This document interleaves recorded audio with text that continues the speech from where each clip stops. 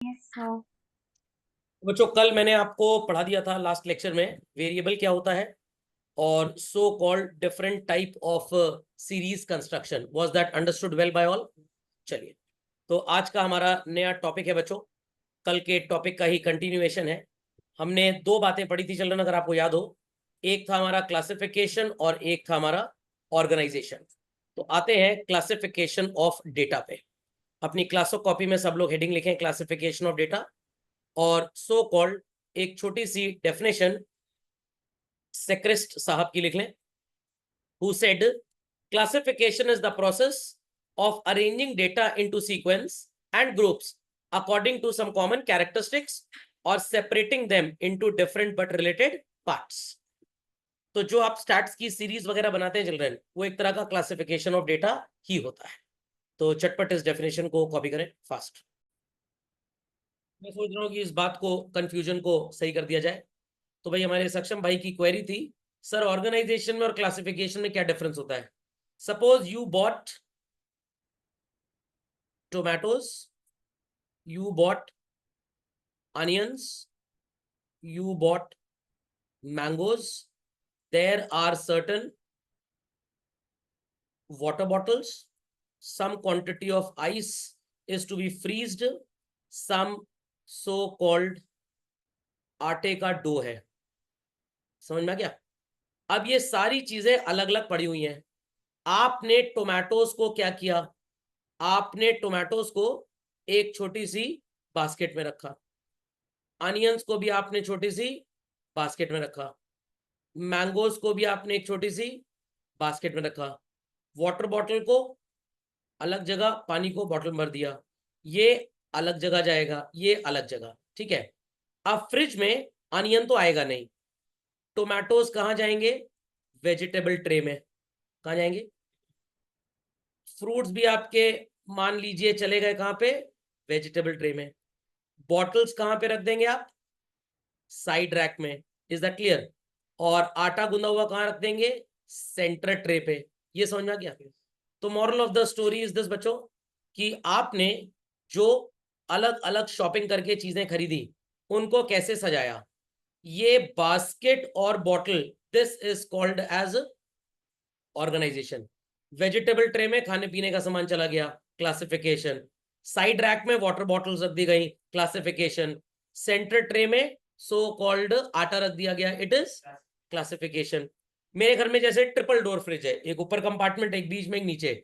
अब बीच वाले कंपार्टमेंट में बटर रखने की जगह अलग है, नीचे वाले कंपार्टमेंट में सब्जी रखने की जगह अलग है।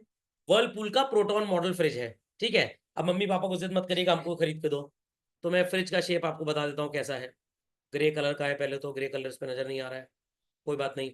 मान लीजिए जैसे ये ब्लू कलर मैंने बना दिया फ्रिज, ठीक है। और so called it has 3 compartments, एक ये कंपार्टमेंट है ऊपर वाला, और एक ये कंपार्टमेंट है। चलिए, सुनाई पड़ी बात? अब यहाँ पे जो टेम्परेचर होता है बच्चों एकदम नीचे, जिस मैंने फ्रिज खरीदा था तो उसने कहा था सर यहाँ पे 5 डिग्री, आई रिपीट, चिलिंग होती है। कितनी? -5 डिग्री नहीं, वो 5 डिग्री जो ठंडी में जम्मू एंड कश्मीर में भी हो जाता है। 5 डिग्री में जब सब्जी रखी जाएगी तो सब्जी में कभी कभी झुर्रियां पड़ जाती हैं। अनुष्का जी, स्नेहा जी, बात समझ में आ रही है? People on the hot seat, कभी देखा होगा यस सर। टमाटर में झुर्रियां पड़ गई, तो वो कब पड़ती हैं? एकदम एक्सट्रीम टेम्परेचर पे आपने सब्जी रख दी, फ्रिज बंद हुआ, सब्जी गलनी स्टार्ट हो गई, फिर टेम्परेचर है, झुर्री पड़ने लग जाती है। यहाँ पे वो टेम्परेचर मेंटेन रहता है। लाइट चली जाएगी, बात अलग है, फ्रिज बंद हो गया, तो जनरली 5 डिग्री टेम्परेचर में सब्जियां खराब नहीं होंगी, टेस्ट खराब नहीं होगा, तो सारी सब्जियां यहां रखी जाती हैं। It is what? क्लासिफिकेशन। सब्जियां बाजार से खरीद के आए और उनको अलग अलग बास्केट में रख दी, इट इज ऑर्गेनाइजेशन। इतनी बात समझ में आ गई? ऐसा ही डेटा का भी चलता है। बीच में एक और ट्रे है, यहाँ पे बटर रखते हैं हम लोग, क्योंकि यहाँ पे अगर बटर ना रख के ऊपर रखें तो इतना कड़ा हो जाएगा, काटने में प्रॉब्लम होगी। यहाँ पे एक पर्टिकुलर टेम्परेचर मेंटेन होता है, और यहाँ पे बर्फ जमाने के लिए बहुत ज्यादा टेम्परेचर मेंटेन होता है। तो अलग अलग चीज अलग जगह जगह रखी जा रही है, it is what children? Classification. समझ में आ गया? समझ में आ गया? पक्का? तो अगर आपको याद हो लास्ट लेक्चर में मैंने आपको वो urban area non urban area दिखाया था कि नहीं दिखाया था? तो what I did in that case, that was my classification. खोपड़े में बात गई। पैराग्राफ था जिससे मैंने डेटा बनाया, that paragraph is called as information, और उससे जो डेटा बनाया दैट वाज ऑर्गेनाइजेशन, उसको कंडेंस कर दिया। इतनी बात समझ में आ गई? एक एग्जांपल और दिखा रहा हूं, not to worry at all. चलिए बच्चों, this part of the lecture next 2-3 minutes will clarify कि what is the difference between so called classification and organisation. सुनने को तैयार बच्चों? सुनने को तैयार? चलिए ध्यान से मेरी बात सुनिएगा। 1125 बच्चों में 2019-20 में 720 हिंदू थे, 628 लड़के थे, 440 साइंस स्ट्रीम के बच्चे थे। जो बच्चे हिंदू बॉयज थे वो 392 थे, जिसमें से 205 साइंस पढ़ रहे थे, और जो साइंस पढ़ रहे थे, सॉरी हाँ, जो बॉयज साइंस पढ़ रहे थे वो 205 थे। Hindu boys studying science is 206। Finally the number of science students among Hindu boys is 148। मैं फिर से इस पैराग्राफ को पढ़ रहा हूं। Of 1125 students studying in school during 1920, 720 are Hindus, ये बॉयज भी हो सकते हैं और गर्ल्स भी। 628 आर हिंदू बॉयज, मतलब बाकी 720 में कौन बचे? Hindu girls. 440 are science students, ध्यान से सुनिएगा, पूरे 720 में, सॉरी 1125 में साइंस वाले बच्चे कितने हैं? 440। तो बाकी लगभग कौन से हो गए? Non science. Number of Hindu boys कितने हैं बच्चों? 392। सर यहां लिखा है 720 आर हिंदूज। हाँ, 720 में हिंदू बॉयज भी और गर्ल्स भी हैं। नंबर ऑफ हिंदू बॉयज कितने हैं? 392। बातें समझ में आ रही है? अनुष्का जी, स्नेहा जी, बात समझ पा रही है मेरी? People on that seat are able to understand? हाँ हाँ हाँ हाँ, सब हाँ, ध्यान से देखिएगा। 1125 टोटल नंबर ऑफ स्टूडेंट्स है, ठीक है। 720 इसमें से टोटल हिंदू स्टूडेंट्स हैं, 628 इसमें टोटल लड़के हैं, तो बाकी सो कॉल्ड लड़कियां हो गई, बाकी सो कॉल्ड लड़कियां हो गई। 440 साइंस स्टूडेंट्स हैं, कितने? 440। तो बाकी 685 नॉन साइंस हो गए। 392 टोटल हिंदू बॉयज हैं, साइंस और आर्ट्स मिलाकर। आप समझ में आई बात? जो साइंस पढ़ रहे हैं वो हैं 205, और so called Hindu student studying science is 262। Sir ये क्या है? सर ये क्या है? हिंदू स्टूडेंट्स नहीं है, सॉरी, हिंदू बॉयज और गर्ल्स नहीं है, हिंदू स्टूडेंट्स। इसमें गर्ल्स भी हो सकती हैं और बॉयज भी हो सकते हैं। तो ध्यान से सुनिएगा, 205, आई रिपीट, 205 कौन है? That of boys studying science. फिर से बताऊं एक बार फिर से बताता हूं। टोटल बच्चे कितने हैं? 1125, जिसमें से हिंदू स्टूडेंट्स कितने हैं? 720। तो नॉन हिंदू कितने हो गए? ये हमने आंसर निकाल लिया, ठीक है। 628 बॉयज हैं, 628 हिंदू बॉयज हैं, तो so called total Hindu girls कितनी हो गई? तो 1125 टोटल है, 628 बॉयज हैं, तो 497 गर्ल्स। Is that clear? आप लोग आईएससी बोर्ड के स्टूडेंट्स हैं तो थोड़ी अच्छी बात है कि आपको ऐसे जाहिल टाइप के क्वेश्चन आते नहीं है।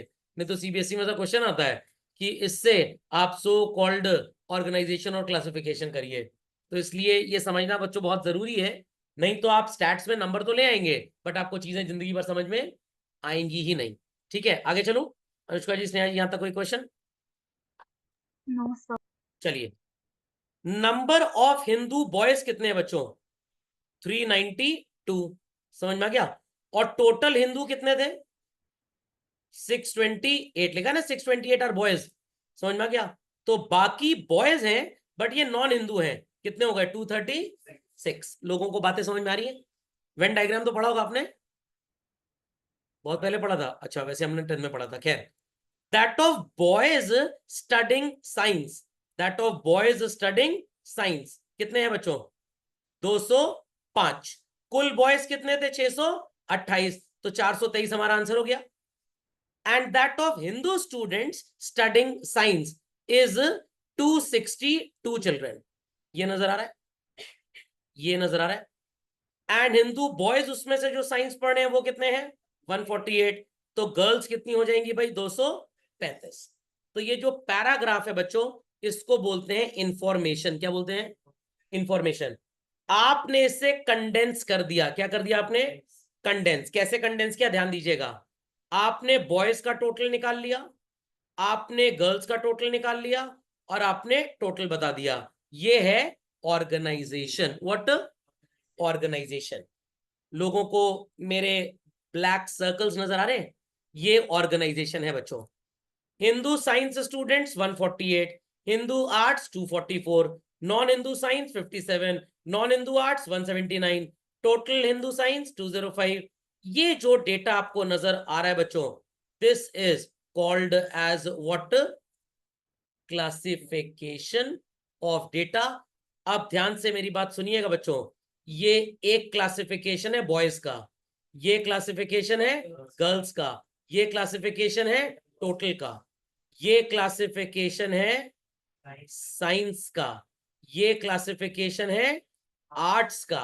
सर ये पूरा क्या होगा? ये पूरा होगा टैबुलर प्रेजेंटेशन ऑफ डेटा। तो सबसे पहले क्या आता है बच्चों सीक्वेंस में? इंफॉर्मेशन। क्या आता है? इंफॉर्मेशन। उसके बाद ऑर्गेनाइजेशन, ऑर्गेनाइजेशन के बाद क्लासिफिकेशन। जब ऑर्गेनाइजेशन क्लासिफिकेशन पूरा कंप्लीट हो जाता है तो आपके सामने जो आउटकम निकलता है वो प्रेजेंटेशन होता है। प्रेजेंटेशन अगर टेबल के फॉर्म में है तो टैबुलर, डायग्राम के फॉर्म में है तो डायग्रामेटिक, वही डायग्राम अगर ग्राफ की शेप में हो गया तो ग्राफिकल हो गया। समझ में आ गई सबको बातें? पक्का? आई वॉन्ट चिल्ड्रन कि आप रिकॉर्डिंग से इस एग्जाम्पल को जरूर कॉपी कर लेंगे लोग। और उसके बाद रिकॉर्डिंग में ये भी है, do it yourself. City of Timbuktu याद आया? पक्का ऐसा आपको देखकर ऐसा बनाना होगा। बना लेंगे? अनुष्का जी, स्नेहा जी बना लेंगे? People on the hot seat बना लेंगे? Yes, sir. नहीं बना पाएंगे भाई? नहीं बना पाएंगे? बना लेंगे ना? क्या? नहीं, पूरा क्वेश्चन अब शो हो रहा है तो रिकॉर्डिंग में रहेगा, आप पॉज करके देख लीजिएगा। बन जाएगा ना भाई? कोई क्वेरी तो नहीं है? थोड़ी डिफिकल्टी होगी, पहले रफ में लिखना पड़ेगा कितने क्या कितने क्या है, फिर दिमाग लगाना पड़ेगा टेबल कैसे बनेगा। सर मतलब हमारा बीटेक आर्किटेक्चर का क्लास चल रहा है, हमें इमेजिन करना है कि मैप कैसे बनेगा, घर की इंटीरियर कैसे डिजाइन होंगी। तो आपकी आर्टिस्टिक स्किल्स कितनी अच्छी है बच्चों, साथ में आपकी मैथमेटिकल स्किल्स कितनी अच्छी है, वो यहाँ पे क्लियर हो जाती है। आप समझ में आएगा कि ड्राइंग और पेंटिंग का भी इंपॉर्टेंस बच्चे की लाइफ में क्या है। Okay, sample study. सिटी ए में 70% मेल्स थे, सिटी बी में 55% मेल्स थे। तो सिटी ए में बच्चों फीमेल्स कितने हो गए? 30%। सिटी बी में फीमेल्स कितने हो गए? 45। 80% लोग यहाँ चाय पीते थे, कितने लोग चाय नहीं पीते थे? 20। यहाँ 35% चाय पीते थे, कितने नहीं पीते थे? 65। समझ में आ गया?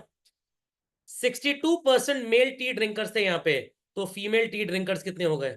18, क्योंकि टोटल 80 थे। बना लेंगे इसको भी? तो ये क्या है बच्चों बताइए जरा। ये इंफॉर्मेशन है, वेरी गुड। ये पूरा क्या होगा? प्रेजेंटेशन होगा। Is that clear? इसके अंदर जो आपने टी ड्रिंकर्स, ये कॉमन सो कॉल्ड कैरेक्टरिस्टिक है, सब टी ड्रिंकर्स है। क्या हो गया? क्लासिफिकेशन। ये भी क्या है? क्लासिफिकेशन। ये so called T drinkers, non tea drinkers, gender wise, city wise, क्या बन गया? ऑर्गेनाइजेशन। कंडेंस कर दिया आपने, और पूरे को जहां टोटल वगैरह, टेबल की हेडिंग, सब कुछ आ गया।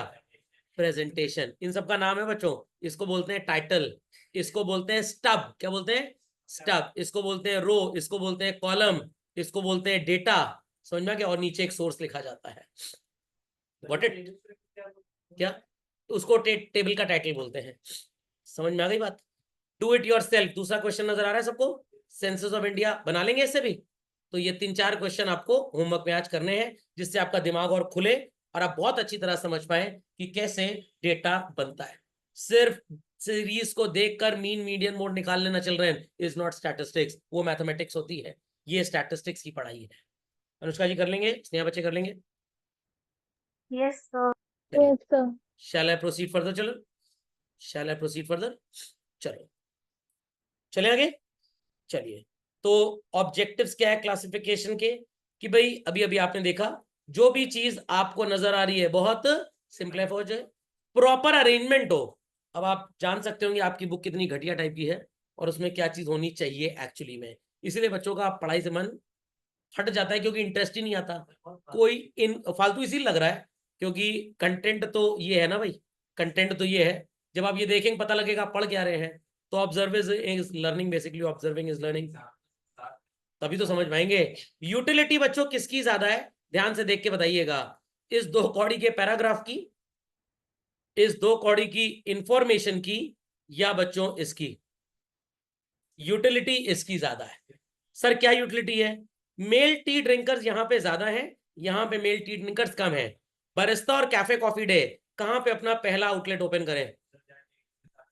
हाँ तो नाम है कुछ सिटी का कि अनाथ है? City A, very good very good very good. यहाँ पे नॉन टी ड्रिंकर्स है, अमूल वालों का मट्ठा कहाँ ज्यादा बिकेगा? सिटी ए में ज्यादा बिकेगा। क्यों? यहाँ पे चाय पीने वाले लोग 8% है, यहाँ पे 30% है, तो मट्ठे की डिमांड यहाँ पे ज्यादा हो। Is that clear? Is that clear? समझ में आ गया भाई? चलिए, तो आपकी बुक में नहीं है बट आप क्योंकि मेरे स्टूडेंट है तो आपको एडवांटेज मिलेगा। डिस्टिंक्टिव फीचर, कितने मेल टी ड्रिंकर्स, कितने फीमेल टी ड्रिंकर्स, कितने सिटी ए में लिटरेट, कितने सिटी बी में लिटरेट, लाइकवाइज आप कंपेयर कर सकते हैं। अभी हमने कंपैरिजन ही तो किया बच्चों। अगर आपको बिजनेस सेटअप करना है और कोल्ड बेवरेजेस बेचनी है तो आप सिटी ए में जाएंगे या सिटी बी में? हाँ कोल्ड बेवरेजेस सर दोनों में। सर आइस टी बेचेंगे ना? अरे भैया आइस टी नहीं है, इतने रईस लोग नहीं है। सिटी बी में आपका मट्ठा ज्यादा बिकेगा, जूस ज्यादा बिकेगा, चाय सिटी बी में। सिटी ए में चाय ज्यादा है और मट्ठा कम है, तो अमूल वालों का मट्ठा ज्यादा कहाँ बिकेगा? सिटी बी में। और कम कहाँ बिकेगा? सिटी ए में। तो अगर आपके दोस्त से आपकी लड़ाई चल रही है और वो कह रहा है मट्ठे की दुकान खोलनी है, आप क्या बोलेंगे? जाओ सिटी ए में खोल लो। कहेगा तुम तो चाय की दुकान खोले हो। हाँ इसीलिए तुमको कहना था कि कंपटीशन ना हो जाए। समझ गए? स्नेहा जी समझ गई, अनुष्का जी समझ गई?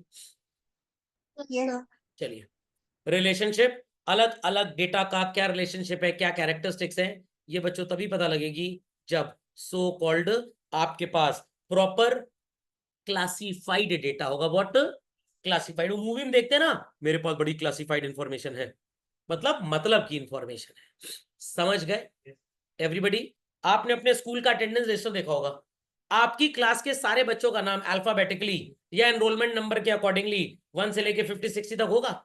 वो ऑर्गेनाइजेशन है बच्चों। पर टीचर कह रहा है मैथ्स वाले बच्चों का अलग रोल नंबर, 1 to 10 मैथ्स वाले, 11 to 20 लीगल स्टडीज वाले, 21 to 30 हिंदी वाले। ये क्या किया टीचर ने? क्लासिफाई किया, ताकि एग्जाम में जब सीटिंग करानी पड़े तो बीच बीच के रोल नंबर गायब ना हो जाए। Are people understanding what I am saying? तो ढेर सारा सामान बाजार से आया, बट मम्मी ने अलग अलग चीजों को अलग अलग वार्डरोब में किचन में रखा। तो मम्मी क्या कर रही है? ऑर्गेनाइजेशन कर रही है कि क्लासिफिकेशन कर रही है? क्लासिफिकेशन कर रही है। ओके चलिए, क्लासिफिकेशन कितने तरह का होता है भाई?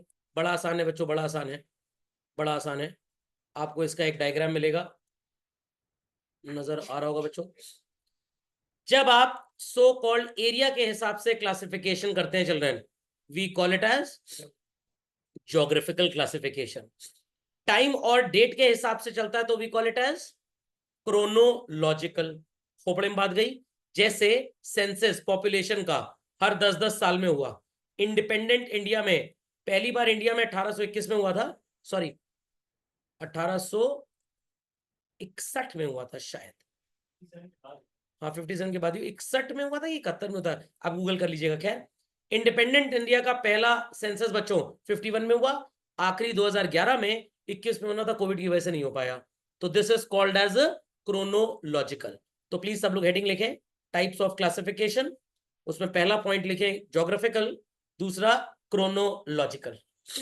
Be quick be quick. Yes sir. Let us have a reference बच्चों। क्रोनोलॉजिकल क्लासिफिकेशन सिर्फ पैराग्राफ लिखा हुआ है, ये देखिए। पॉपुलेशन की हम बात कर रहे थे बच्चों, इसको आप टाइम सीरीज डेटा भी बोलते हैं। डेट वाइज जो भी होगा इट इज क्रोनोलॉजिकल। आपके स्कूल का टाइम टेबल होता होगा बच्चों, मंडे ट्यूसडे वेडनेसडे थर्सडे, और पीरियड होते होंगे 1 से लेके 8 तक, 7 तक, 9 तक, 6 तक। वो भी क्या है? टाइम के हिसाब से। तो that data is also what? Chronological data. School के क्लासरूम के अंदर नोटिस बोर्ड पे टाइम टेबल लगा होता है ना, बढ़िया आर्टिस्टिक बना हुआ, क्लास डेकोरेशन कंपटीशन इसलिए कराया जाता है ताकि क्लास कुछ सवरी और सुधरी रहे। तो that is called as what? Chronological. समझ में आ गया? समझ में आ गया? ये क्या होता है सर? स्पेटियल। जब आप कंट्री वाइज डेटा लिखें, सर ज्योग्राफिकल भी हो सकता है, yes. Spatial and geographical practically एक ही होता है। स्पेशल भी बोल सकते हैं, स्पेटियल भी बोल सकते हैं। स्पेशल बोल लीजिए, सो कॉल्ड तो लैंग्वेज बुरा नहीं मानेगी, और ज्योग्राफिकल है और स्टैटिस्टिकल है तो स्पेटियल भी चलता है। एक्चुअली अंग्रेजी में स्पेशल ही बोलते हैं इसको, समझ में आ गया? States, cities and districts. तो अगर वर्ल्ड पॉपुलेशन का डेटा आपको चाहिए, वर्ल्ड पॉपुलेशन का, तो कंट्री वाइज डेटा होगा ना कि ईयर वाइज, तो we call it as what children? Spatial classification. Geographical और स्पेशल सेम तो होता है, मैंने बोला तो, यहां मैंने लिखा ना, व्हाट इट, ये प्रैक्टिकली सेम होता है। Is that clear? Is that clear? समझ में आ गया? चलिए, तो एग्जाम में जब बच्चों लिख के आए, जब एग्जाम में क्वेश्चन पूछा जाए, सिर्फ थ्योरी ना लिख के चले आइएगा, आपको नंबर नहीं मिलेगा। You have to show it in example as well. 15 country लिखने की जरूरत नहीं है, 2-4 कंट्रीज बस लिख दीजिएगा। समझ गए सब लोग? क्या? अरे वो तो मनगढ़ंत होता है, इनका वास्तविकता से कोई लेना देना नहीं है। क्वालिटेटिव, क्वांटिटेटिव, ये क्या होता है सर? जब आप न्यूमेरिकल क्लासिफिकेशन की बात करते हैं तो क्वांटिटेटिव है बच्चों। नेशनैलिटी क्या है, लिटरेसी रेट क्या है, religion, gender, marital status, sir divorce status भी लिख दें आगे, शादीशुदा है कि नहीं, ये क्या है? क्वालिटेटिव। यूएसए नाम तो सुना ही होगा। कुछ स्पेशल बेनिफिट्स के लिए लोगों को क्या मिल जाता है वहां पे? Green card. मान लीजिए यूएस कह रहा है कि हम हर साल 5000 ग्रीन कार्ड देंगे। कितने? अब इसमें कोटा है, 25% अमेरिकन को ग्रीन कार्ड मिलेंगे, बाकी 75% में 4% इंडियंस, 3% पाकिस्तानी, 10% चाइनीज, ऐसे लोगों को ग्रीन कार्ड दिया जाएगा। अब देखिए आपका नंबर कब आएगा। तो ये जो क्लासिफिकेशन हो गया, ये क्वांटिटेटिव हो गया। क्या हो गया? क्वांटिटेटिव। बट अगर हम ये बोलें कि भाई इंडियंस को 15% इंपॉर्टेंस दी जाएगी, प्रेफरेंस दिया जाएगा, अफगानिस्तानियों को 1%, यूक्रेन वालों को 40%, तब क्या हो गया? ये क्वालिटेटिव। तो जब किसी पर्टिकुलर कैरेक्टरिस्टिक्स, जिसको आप नंबर फॉर्म में एक्सप्रेस नहीं कर सकते, उसके बेसिस पे आपका डेटा क्लासिफाइड है चिल्ड्रन, तो it is called as qualitative. ध्यान दीजिएगा मेरी बात पे, ध्यान दीजिएगा, ध्यान दीजिएगा। ये बच्चों टी ड्रिंकर्स और नॉन टी ड्रिंकर्स है, ये क्वालिटेटिव है। मेल फीमेल टोटल सिटी, ये नजर आ रहा है, क्वालिटेटिव है। ये जो अंदर नजर आ रहा है, दिस इज क्वांटिटेटिव। खोपड़े में बात गई? तो आप बोलेंगे सर ये पूरा क्या होगा? Qualitative, quantitative? कुछ नहीं बोल सकते हम, कुछ नहीं बोल सकते। सिटी के बेसिस पे हो गया ज्योग्राफिकल या स्पेशियल। कुछ पर्टिकुलर कैरेक्टरिस्टिक्स है, नंबर्स में एक्सप्रेस नहीं हो पाती, तो क्वालिटेटिव, और ये अंदर नंबर चले आए तो क्वांटिटेटिव। समझे बात को भाई? ये तो क्वेश्चन है आपका, ये इंफॉर्मेशन है, ये इंफॉर्मेशन है, ये डेटा नहीं है, ये इंफॉर्मेशन है, डेटा यही है। बात समझ में आ गई? तो किसी पर्टिकुलर एक इंफॉर्मेशन को आप डेटा नहीं बोलते हैं, उसके अलग अलग पार्ट्स होते हैं। न्यूज़पेपर पढ़ते हैं ना, जो न्यूज निकली होती है उसमें टेक्स्ट लिखा होता है, वो क्या हो गया? क्वालिटेटिव। 3% लोगों ने वोट नहीं दिया, 70% वोटिंग हुई, ये क्या हो गया? क्वांटिटेटिव हो गया। ओके, ये थोड़ा है कि हर इंसान जो यूएस में पैदा हो उसको ग्रीन कार्ड मिल ही जाएगा, ऐसा नहीं है। Green card is different from citizenship. समझ में आ गया? चलिए, क्वालिटेटिव और क्वांटिटेटिव दोनों समझ गए बच्चों? चलिए, measured in terms of gender, nationality, marital status, colour of eyes, level of intelligence, इन सब की बातें होंगी तो क्वालिटेटिव स्टेटस हो जाएगा। Tea drinkers, non tea drinkers, science students, non science students, that is qualitative. Anushka ji, miss Simran ji और स्नेहा जी, कोई क्वेरी? Heading no. लिखी आपने? पक्का? बाकी मैं बार बार बोल रहा हूँ बच्चों, बार बार बोल रहा हूँ, एग्जाम में जब क्वालिटेटिव क्लासिफिकेशन लिख के आए तो आप अपने आंसर को इस तरह से डिमार्केट करें। In the above example, the values showing data about tea drinkers and non tea drinkers, such parameters are called as qualitative classification. What? Qualification, qualitative. Then the number which is being represented is called as a quantitative classification. Is that understood well? Is that understood well? चलिए, चलेंगे बच्चों। अब यहां पे भी qualitative children simple भी हो सकता है, टू फोल्ड हो सकता है। सर मतलब क्या होता है? मतलब जैसे मैंने आपको यहाँ पे डिवाइड करके दिखाया बच्चों, ध्यान से बातों को सुनिएगा। सिर्फ 2 क्लासेस हैं, T drinkers and non tea drinkers. ये सिंपल हो गया। थोड़ा सा ये वाला देख लीजिए, साइंस है, आर्ट्स है, हिंदू है, नॉन हिंदू है, बॉयज है, गर्ल्स है। तो Hindu boys, non Hindu boys, Hindu girls, non Hindu girls, Hindu boys science, non Hindu boys science, Hindu boys arts, non Hindu boys arts. तो बहुत ब्रॉड हो गया ये, आई रिपीट, बहुत ब्रॉड हो गया। तो you call it as what, manifold. Many की स्पेलिंग MANY मत लिख दीजिएगा, वो मैनी होता है, मैनी नहीं होता है। Any doubts to anybody? Any doubts to anybody? ये घर में पूजा पाठ आपकी होती होगी, पंडित जी आते होंगे, पूछते होंगे गोत्र क्या है आपका। अब ये सब क्या पूछ लिए? गोत्र पता है क्या होता है बच्चों? एक्चुअली बायोलॉजी में जीन, बायोलॉजी में जीन। जैसे आप बोलते होंगे भाई कुछ लोग पंजाबी हैं, इज दैट क्लियर? कुछ लोग सिख हैं, इज दैट क्लियर? और हम बोलते हैं कि कुछ लोग हिंदू हैं। अब सर फर्क क्या है? तो सबसे ऊपर हिंदू क्या हो गया पता है सर? ये सिटी ए है। ये पंजाबी क्या हो गए सर? ये हो गए टी मैन्युफैक्चरर्स। ये क्या हो गए? ये हो गए कॉफी मैन्युफैक्चरर्स।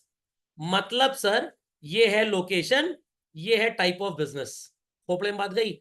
अब सिख में भी सो कॉल्ड जो लोग वो पगड़ी बांधते हैं, जनरली गुरुद्वारे को फॉलो करते हैं। अब ऐसा नहीं कि आप गुरुद्वारे नहीं जा सकते, मैं नहीं जा सकता, कोई भी जा सकता है। ओके, आप मस्जिद जा सकते हैं, मैं भी जा सकता हूँ, आप चर्च जा सकते हैं, मैं भी जा सकता हूँ। बट उस रिलीजन को फॉलो करना मतलब उस कल्चर को हम अपनाते हैं कि नहीं अपनाते। Is that clear? मान लो कोई बोल रहा है हम मुस्लिम हैं, तो बेसिकली हमने कास्ट को 4 पार्ट्स में डिवाइड कर दिया। लेट अस से एक सिखिज्म हो गया, हिंदुइज्म हो गया, इस्लाम हो गया और क्रिश्चियनिटी। अब हिंदुओं में भी झुआ भर है भाई, कुछ पंडित होंगे, कुछ बंगाली होंगे, कुछ खत्री होंगे, कुछ खतरनाक होंगे, कुछ सीधे होंगे मेरी तरह। खोपड़े में बात गई। ये मैंने बोला मेरी तरह सीधे होंगे, लोग हंसने लग गए। चलिए, तो हिंदूज के भी फर्दर क्लासिफिकेशन है। अब सिखों में भी एक तरह के सिख नहीं होते हैं, 5-6 तरह के सिख होते हैं। समझ में आ गया?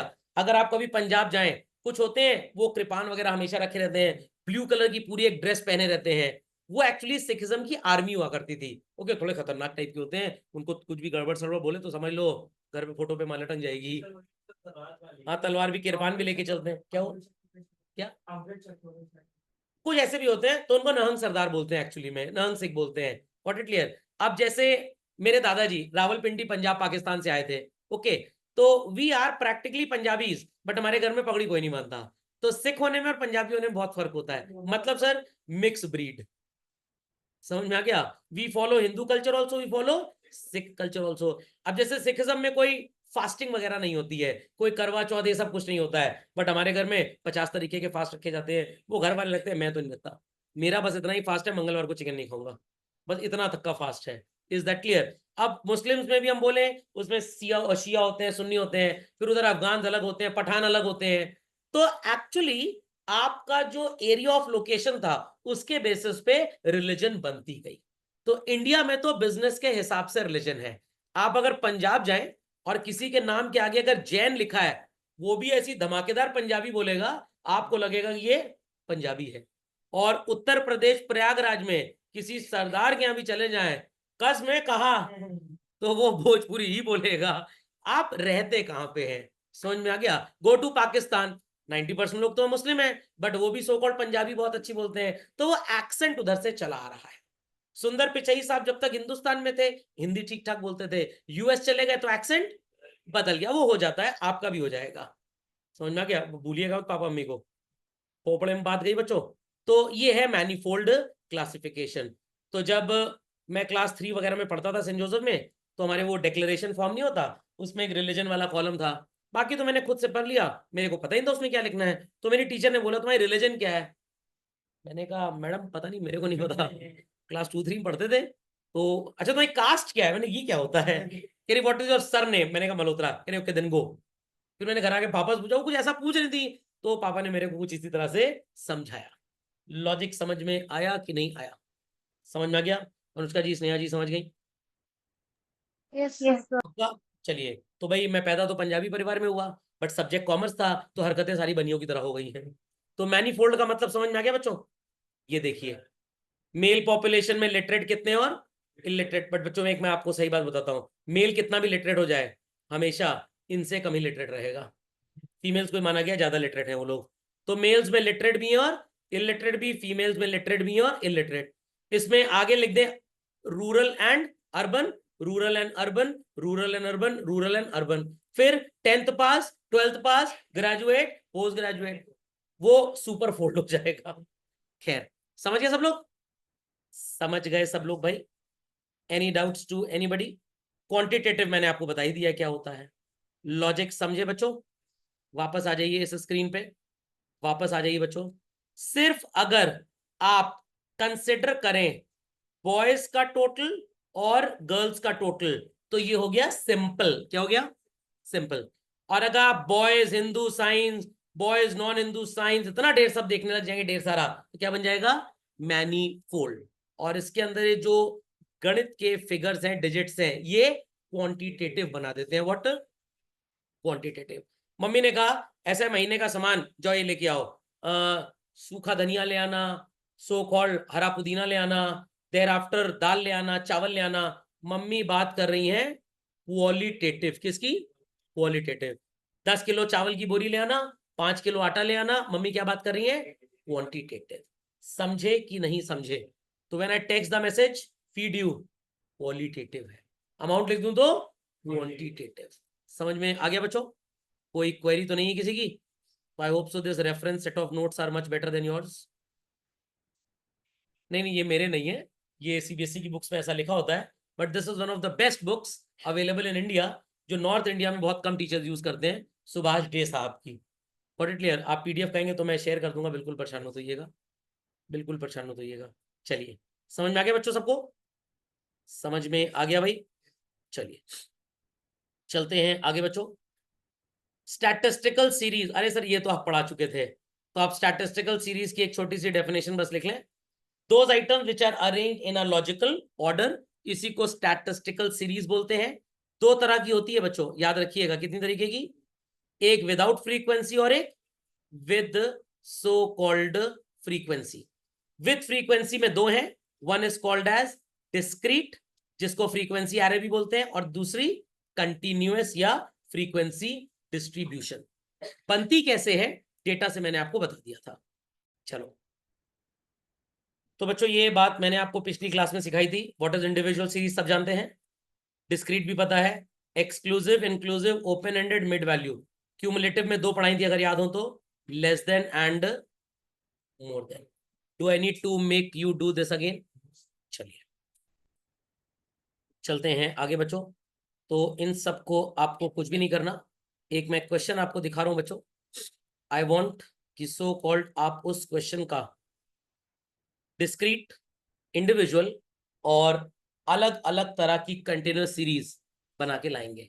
I repeat, individual, discrete and continuous, जो 8 तरीके की सिखाई थी, बनाइएगा। कंटिन्यूअस में 10-10 का क्लास इंटरवल ले लीजिएगा। कितने कितने का? 10-10 का। स्क्रीन पे सबको क्वेश्चन नजर आ रहा है? अनुष्का जी, स्नेहा जी, क्वेश्चन नजर आ रहा है? यस रिकॉर्डिंग से फॉलो कर लेंगे, पॉज Yes, करके sir. देखेंगे इसको? पक्का? रिकॉर्डिंग तुरंत आ जाएगी लेक्चर खत्म होने के 15-20 मिनट, आधे घंटे, 1 घंटे के अंदर कर लेंगे सब लोग? पक्का? क्योंकि जब बनाना सीखेंगे ना बच्चों, तब आपको पता लगेगा कितना सीमेंट, कितना बालू मिला हुआ हो तो वो दीवार पे टिकता है। नहीं सीखेंगे तो मजा ही नहीं आएगा पढ़ने का। समझ में आ गया? बस पापा रेस्टोरेंट लेके दिखाया, बेटा इसको सूप बोलते हैं, इसको सिजर बोलते हैं, बस सूंघ लो, चलो घर, पेट भर गया। Will you be having any utility? Not at all. Question मिल गया सबको? पक्का? चलिए नेक्स्ट। कंटिन्यूस ये सब बता चुका हूं आपको, तो इससे मेरे को कुछ बताने की जरूरत नहीं है। एक्सक्लूसिव, इंक्लूसिव सबको पता है ना भाई?